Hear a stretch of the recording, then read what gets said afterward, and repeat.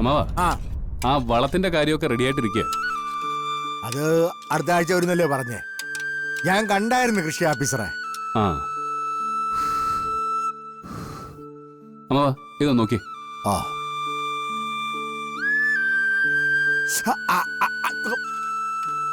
എങ്ങനെയുണ്ട്? ലേശ ഉപ്പിന്റെ കുറവുണ്ട്. ആ ആ അമ്മാവൻ ഇതിൽ ഉപ്പിട്ടെ. ഞാൻ ആ മാങ്ങാ ചമ്മന്തി ഒന്ന് നോക്കട്ടെ. ഓ എന്തിനാണ് ഇപ്പൊ ചമ്മന്തി? വേണ്ടടാ, ഇപ്പൊ തന്നെ ആവശ്യത്തിനായി. ആ കുഴപ്പമില്ല അമ്മാവാ. അവക്കേ മാങ്ങാ ചമ്മന്തി ഭയങ്കര ഇഷ്ടമാ. വാ അതുണ്ടെങ്കിൽ അവള് നന്നായിട്ട് ഭക്ഷണം കഴിച്ചോളൂ. ആ ആ കുഞ്ഞിനെ ഓർത്തെങ്കിലും നമ്മൾ ഇതൊക്കെ ചെയ്യണ്ടേ? പിന്നെ എന്താണോ ചേച്ചി?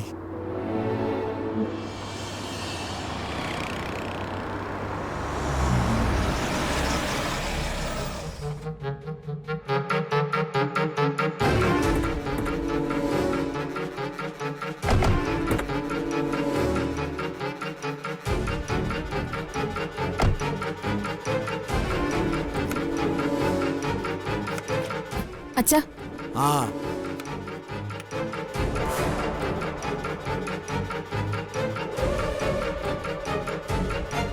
ഇന്നാളെ എന്നെ കാണാൻ ഒരാള് വന്നില്ലേ? ഏഞ്ചലിന്റെ ചേച്ചിയും ഭർത്താവും. അവര് പിന്നെയും വന്നിട്ടുണ്ട്. എന്നോടുള്ള ദേഷ്യം വെച്ച് അവരോട് മോശമായിട്ട് പെരുമാറരുത്. കുട്ടികളില്ലാതെ വിഷമിച്ച് നടക്കുന്നവരാ. അവർക്കെന്തിനാ കൂടുതൽ സങ്കടം കൊടുക്കുന്നത്? അവരോട് കയറി ഇരിക്കാൻ പറയണോ അതോ തിരിച്ചു പോവാൻ പറയണോ? അവരോട് കയറി ഇരിക്കാൻ പറ.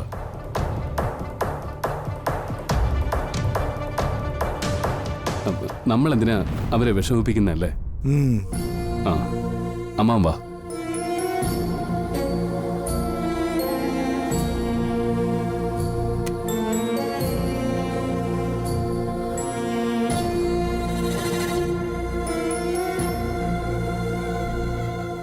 വാ.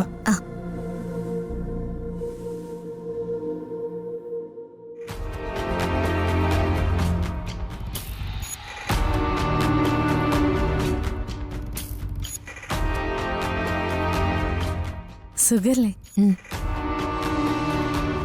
ഇരിക്കിരിക്ക. അതെ, നിങ്ങളുടെ കാര്യങ്ങളൊക്കെ വീണ വിശദമായിട്ട് പറഞ്ഞിരുന്നു. ആ അമ്മയവൻ ഭാഗ്യമില്ലാത്തവളാ ഞാൻ. തൊട്ടടുത്ത വീടുകളിലൊക്കെ ഗർഭിണിയായ പെൺകുട്ടികളുടെ അടുത്ത് ഓടിച്ചെല്ലും ഞാൻ. അവരുടെ അടുത്ത് ഇരിക്കുന്നതും അവരുടെ കുഞ്ഞുങ്ങളെ കുറിച്ച് സംസാരിക്കുന്നതൊക്കെ എനിക്കിഷ്ടം.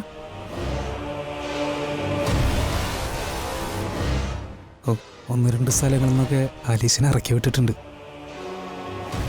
അമ്മയാവും ഭാഗ്യമില്ലാത്തവരടുത്ത് എന്നാൽ അത് വരാൻ പോകുന്ന കുഞ്ഞിന് ദോഷാണത്ര. അന്നൊക്കെ ഞാൻ ഇവളുടെ കരച്ചിലകറ്റാൻ ഒരുപാട് പാടുപെട്ടിട്ടുണ്ട്. കഷ്ടം തന്നെ. ഇത്തരം വിശ്വാസങ്ങളിൽ നിന്ന് ആളുകള് എന്നാണാവോ പുറത്ത് നടക്കുക. ഇവിടെ അങ്ങനെയൊന്നുമില്ല കേട്ടോ. നിങ്ങളുടെ അവസ്ഥ മനസ്സിലായപ്പോ ഹരിയേട്ടനും അച്ഛനും ഒക്കെ നിങ്ങളോട് സംസാരിക്കണം, സമാധാനിപ്പിക്കണം എന്നൊക്കെ പറഞ്ഞുകൊണ്ടിരിക്കുകയായിരുന്നു.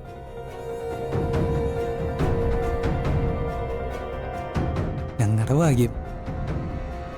ഇടയ്ക്ക് ഇതുപോലെ വീണയുടെ അടുത്ത് വന്നിരിക്കാനും വീണയോട് സംസാരിക്കാനും ഒന്ന് സമ്മതിച്ചാൽ മതി. അതിനെന്താ? വീണ, ഈ സാധനങ്ങളൊക്കെ എടുത്തു വെച്ചോ, ഞങ്ങൾ ഇറങ്ങുക.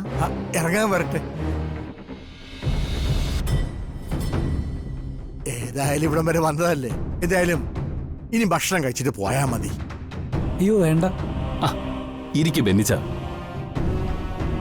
കുടുംബത്തിലെ സന്തോഷം തിരക്കി വരുന്നവര് സന്തോഷത്തോടെ തന്നെ തിരിച്ചു പോണ്ടേ? ഇവിടെ ഭക്ഷണമൊക്കെ റെഡിയാ. നിങ്ങൾ ഇരിക്കെ, ഞങ്ങൾ അകത്ത് പോയി റെഡിയാക്കട്ടെ കേട്ടോ. നിങ്ങൾ ഇരിക്കെ. പടാ.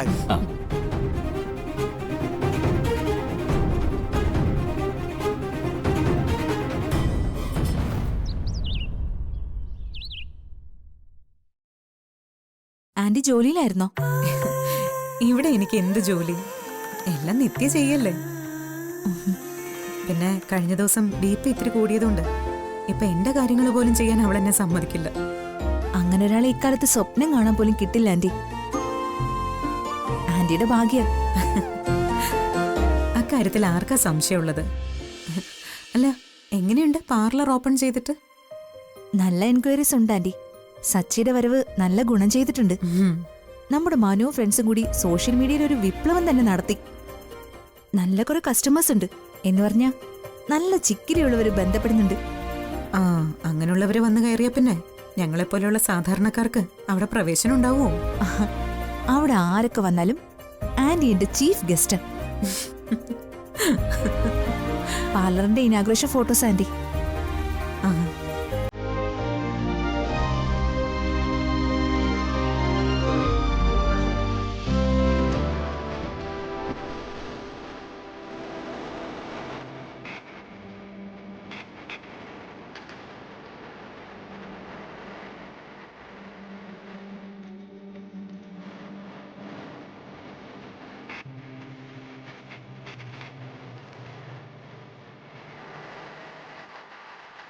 ആ നിത്യ, രണ്ടുപേരും കൂടി എങ്ങോട്ട് പോവാണെന്ന് തോന്നുന്നു. ഇവരൊരു സിനിമയ്ക്ക് പോവാ. എന്റെ കർത്താവേ, അത് വലിയ അത്ഭുതമാണല്ലോ.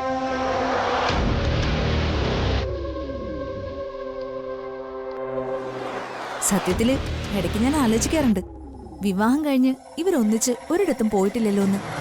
അതെ, വിവാഹം ഒരു പ്രദർശനമായിട്ട് കാണുന്നവർക്ക് അലഞ്ഞു തിരിഞ്ഞ് നടക്കാൻ ഇഷ്ടമുണ്ടാവും. പക്ഷേ എല്ലാവർക്കും അങ്ങനെ ഉണ്ടാവണമെന്നില്ല. ഇത് കാശ് സമയവും ചെലവാക്കാൻ പറ്റാത്ത ചില ഭർത്താക്കന്മാരുടെ സ്ഥിരം പല്ലവി നിത്യ. ഞങ്ങൾക്ക് എന്തോ സ്പെഷ്യാലിറ്റി ഉണ്ട്, ഞങ്ങൾ ചിന്തിക്കുന്നത് ശരിയാണ്, അങ്ങനെയൊക്കെ ഇവരുടെ പക്ഷം. തർക്കിക്കാൻ ഞാനില്ല കേട്ടോ. നിത്യ, ഇനാഗ്രേഷന്റെ ഫോട്ടോസാ.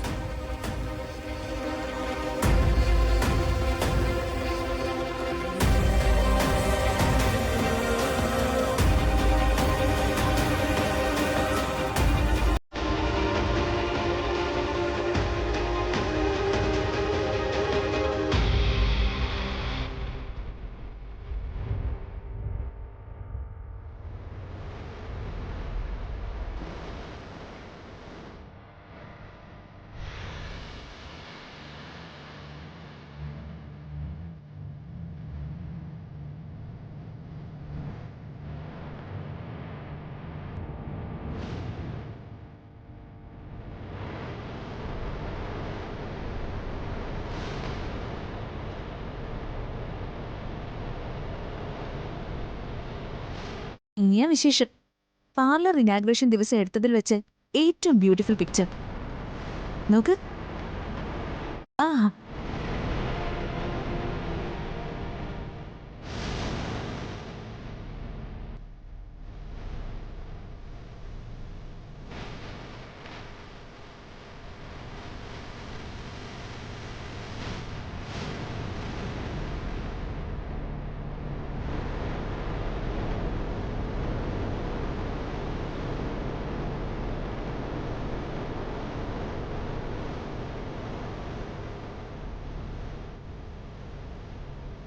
എങ്ങനെയുണ്ട്? എങ്ങനെയുണ്ട് ആന്റി? നിത്യമുള്ള ക്യാമറയെ കാണാൻ എന്താ ഭംഗിയല്ലേ?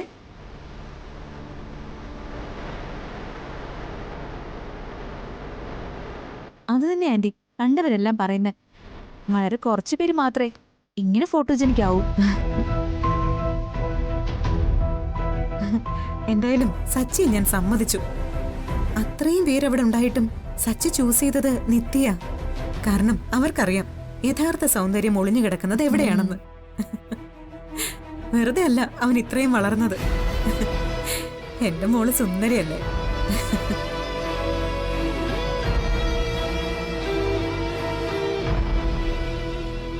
ആന്റി, ഈ പിക്ചർ കണ്ടോ? ഇതിനൊരു പ്രത്യേകതയില്ലേ, ഒരു ലൈഫ് ടച്ച്. പാർലറിന്റെ പരസ്യത്തിൽ ഈ ഫോട്ടോ വയ്ക്കാന്നാ ഞാൻ കരുതുന്നത്.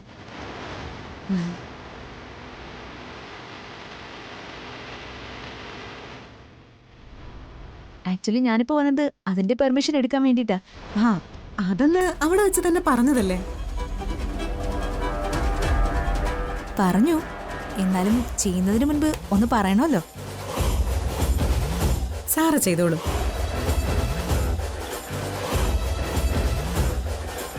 ജീവൻ, തനിക്ക് എതിർപ്പൊന്നുമില്ലല്ലോ? അല്ല, അവൻ എന്ത് എതിർപ്പ്?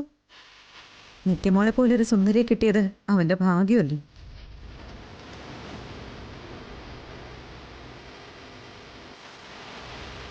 അമ്മേ ഞങ്ങൾക്ക് ഇറങ്ങാൻ സമയമായി.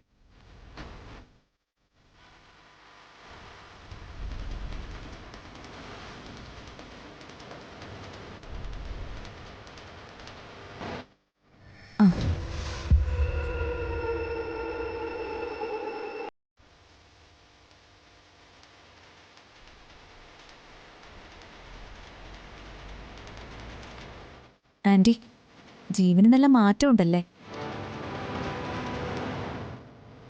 മാറ്റമുണ്ട്.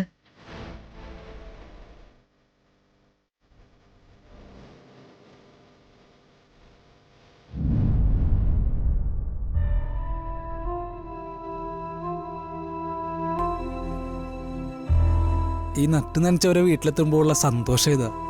കറികൾക്കൊക്കെ വല്ലാത്ത സ്വാദ്. നട്ട് നനച്ചത് മാത്രമല്ല, പാചകം ചെയ്തിരിക്കുന്നത് ഹരിയേട്ടനാ. ഹരിയേട്ടന് നല്ല കൈപുണ്യ. അല്ല, വീണയുടെ വളകാപ്പ് കഴിഞ്ഞായിരുന്നോ? വളകാപ്പോ? വള അതെന്താ മോളെ? അതിപ്പോ സാധാരണ എല്ലായിടത്തും നടത്തുന്ന ചടങ്ങാ. ആ ഗർഭിണികളായ സ്ത്രീകൾക്ക് കണ്ണ് തട്ടാതിരിക്കാൻ വേണ്ടി നടത്തുന്ന ചടങ്ങാ. ഓ. വീണ കേട്ടിട്ടില്ലേ? ഞാൻ കേട്ടിട്ടുണ്ട്. ഹരിയേട്ടനും അച്ഛനും ഇഷ്ടമില്ലാത്തൊരു ചടങ്ങിന് ഞാൻ താല്പര്യം കാണിക്കാറില്ല. ഹരിയേട്ടന് അത് അറിയാത്തത് കൊണ്ടാവും. അമ്മയുടെയും കുഞ്ഞിന്റെയും ഐശ്വര്യത്തിന് വേണ്ടിയുള്ള ചടങ്ങാവുമ്പോ കുടുംബക്കാര് മുൻകൈ എടുത്ത് നടത്തേണ്ടതാണ്. അല്ല, കുഞ്ഞിന്റെ ഐശ്വര്യത്തിന് വേണ്ടിയിട്ടാണെങ്കിൽ ഒരു ചടങ്ങിനും ഇവിടെ ആരും ഒരു മുടക്കവും പറയാനില്ല. ആ വീണയ്ക്ക് ഈ ചടങ്ങ് നടത്തിയിരുന്നെങ്കിൽ ഞങ്ങൾക്ക് അടുത്ത് നിന്ന് കാണാനുള്ള ഒരു ഭാഗ്യം കിട്ടുമായിരുന്നു. എന്താ വീണേ, അങ്ങനെ ഒരു ചടങ്ങ് നടത്തണമെന്ന് നീ ആഗ്രഹിക്കുന്നുണ്ടോ? ഉണ്ട്. എല്ലാവർക്കും സമ്മതമാണെങ്കിൽ എന്റെ കുഞ്ഞിന് വേണ്ടി എനിക്കിത് ചെയ്യണമെന്നുണ്ട്. എന്നാ പിന്നെ എല്ലാരും ഒരുപോലെ ആഗ്രഹിക്കുന്ന നിലയ്ക്ക് നമുക്കതങ്ങ് നടത്താം, അല്ലേ അമ്മ? ആ അങ്ങനെ തന്നെ തീരുമാനിക്കുന്നേ, ആ. അല്ലാതെ ഞാനെന്തു പറയാനാ? എങ്കിൽ നമ്മൾ അതങ്ങ് തീരുമാനിക്കുന്നു. ആ വീണയുടെ വളകാപ്പ് ആഘോഷമായിട്ട് നമ്മൾ നാളെ അങ്ങ് നടത്തുന്നു. ആ എന്നാ പിന്നെ നിങ്ങൾ രണ്ടാളെയും പ്രത്യേകം ക്ഷണിക്കണ്ടല്ലോ. ഞങ്ങൾ നാളെ കൃത്യസമയത്ത് തന്നെ എത്തും. ആ എന്നാ പിന്നെ ഞങ്ങൾ ഇറങ്ങിക്കോട്ടെ. ആ ആ പോവാം. ശരി.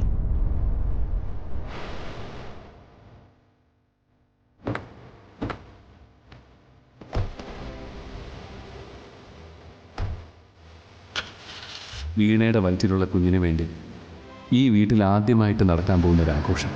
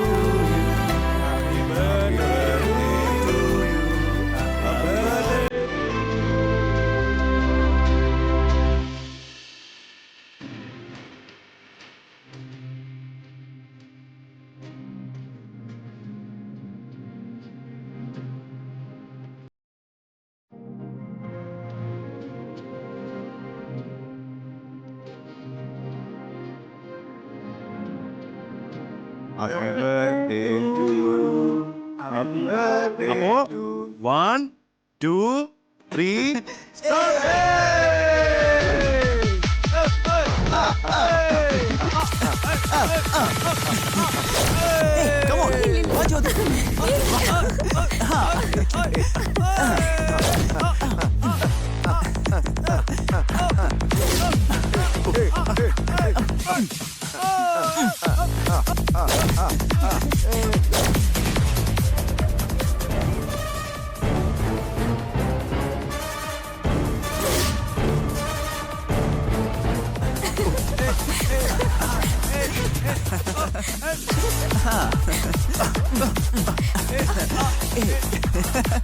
Ah!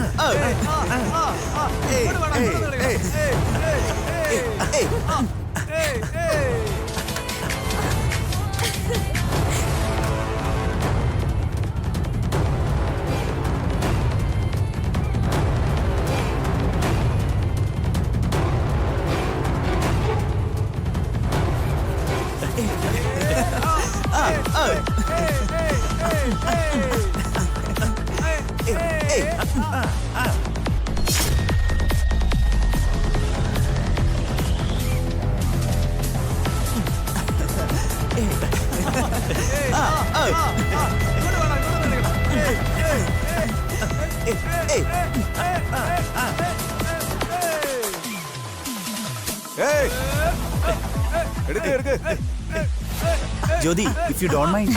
ഏയ് കുഴപ്പമില്ല.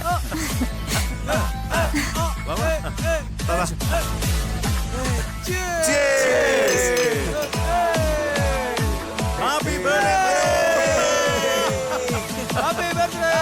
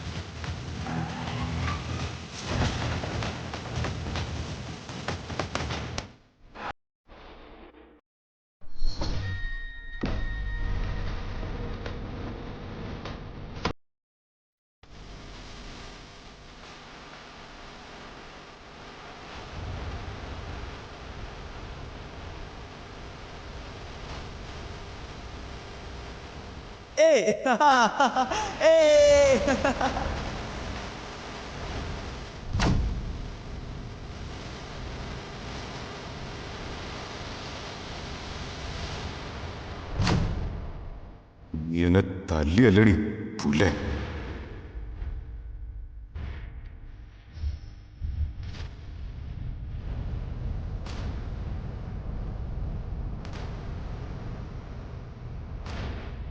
ഇന്ന് രാവിലെ തൊട്ടുള്ള പ്ലാനിങ് ആണ്. ഇവിടെ നിന്ന് ഞാൻ ഒരു ചോദ്യം, അവളുടെ ഒരു ആദർശം പറച്ചിൽ.